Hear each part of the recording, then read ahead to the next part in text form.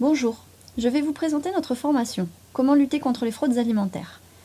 Cette formation se déroule sur une journée en inter-entreprise et nous pouvons également mettre en place un accompagnement individualisé dans votre entreprise.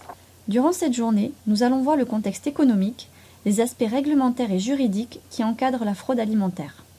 Nous aborderons ensuite les référentiels comme le BRC dans sa 7e version qui comporte plusieurs exigences sur la lutte contre les fraudes alimentaires, mais également les actualités du GFSI et de l'IFS. Puis nous ferons un panorama des différents types de fraudes que nous pouvons rencontrer avec des exemples de fraudes connues et enfin nous verrons les réponses que l'industrie peut proposer. Nous finirons la journée en réalisant une étude de cas sur vos produits. Le contexte économique est le suivant. Une mondialisation de l'offre, on a accès à des sourcings beaucoup plus variés qui peuvent parfois être nébuleux, une complexification de la chaîne alimentaire avec différents intermédiaires, parfois des courtiers, qui rendent la traçabilité plus complexe, par exemple la crise du cheval dans la viande de bœuf.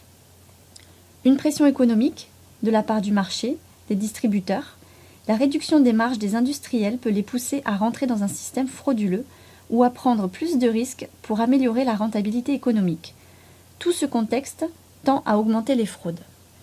De nombreux types de fraudes existent, par contre leur finalité ne change pas. Elle est d'ordre économique, l'augmentation du profit ou la réduction des pertes.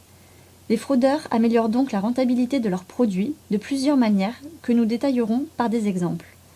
La fraude la plus répandue, la substitution par un produit de moindre coût.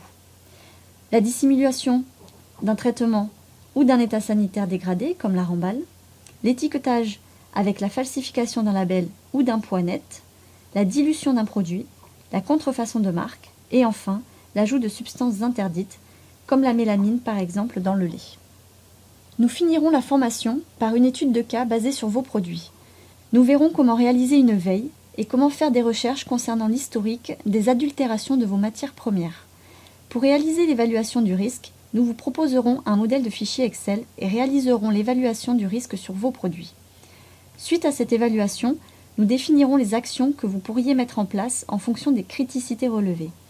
Enfin, nous définirons les drapeaux rouges ou signaux d'alerte auxquels vous devrez être vigilant, ainsi que les actions que nous pourrions mettre en place en cas de crise avérée ou de signal d'alerte fort.